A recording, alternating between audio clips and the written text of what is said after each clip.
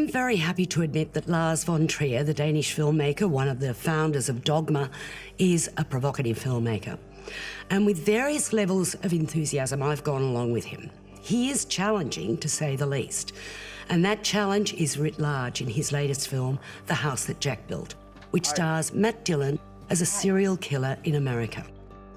We're introduced to the film with Jack being quizzed by someone who turns out to be a person called Verge, the voice and ultimately the person of the late Bruno Ganz.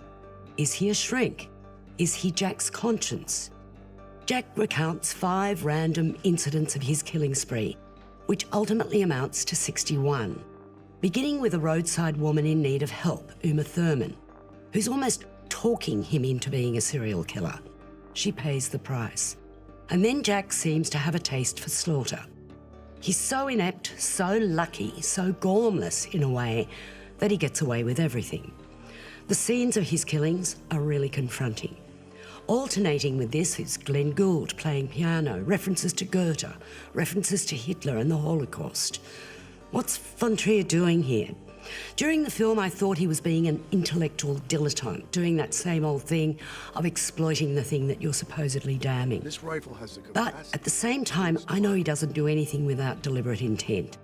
He always confronts, but to what aim here?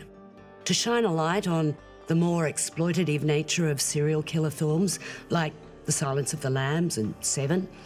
I was reminded of Michael Haneke's Funny Games, which was also confronting cinema, which was also a supposed critique of exploitative violence in American cinema. So I'm in two minds about The House That Jack Built. It has an amazing performance by Matt Dillon. How brave was he to sign on for this? You can read it as a critique or as an intellectual indulgence. And I have to admit, I'm sitting right in the middle of those two interpretations. The final sequence is riveting. He is, without a doubt, a major filmmaker. Maybe it's just a matter of taste. Dying to hear what you think of it. Yes, well, I feel much the same as you. It's confounding and perplexing and quite confronting, this film. And I think it's actually a very clever bit of indie-style filmmaking. I got the sense that it was made with one camera, maybe with no tracks, no sort of, none of the superstructure that we see Well, you know, he's in not most a films. Dogma founder for nothing. Well, you didn't even explain what Dogma is, which is a kind of guerrilla form of filmmaking, I think. Well, where nothing you film, artificial, no artificial music, using, available light. People, Which is what he actors does wear their here. own clothes, it's sort of like minimalist. Yeah, well, I think that's certainly the case here, and it's brilliantly done in that respect. I think it's superbly shot, how he manages the cutaway shots and the tracking the camera by hand and all. It's superbly done on that level. The black comedy saves it up to some extent. I think this guy is hopeless at everything. He's got a bit of an OCD sort of element. He's always worrying about whether he's left blood stains behind and has to go back and check and check and check and then go back and check again.